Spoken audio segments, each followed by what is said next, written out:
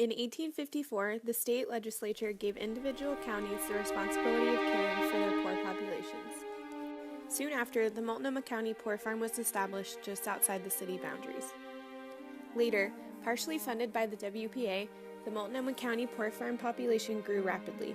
This influx in population was due in part to the restructuring of some of Portland's largely African American communities, in an effort to move them outside of city lines. Although minority workers were used in large numbers in order to build the newly established rail lines in Port City, they were still not considered respectable members of the community. Multnomah County Poor Farm was initially established as a well-respected civil institution, but the large influx in the African American population was less appealing to city government contributors.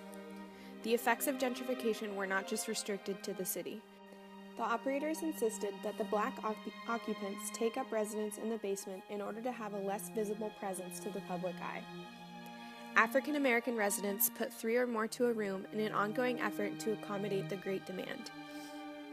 The basement quickly emerged as a lively bazaar made up of booths operated by a myriad of unemployed craftsmen and artisans. This growth in population at such a fast pace was quite overwhelming, and without consistent funding, conditions in the institution quickly diminished.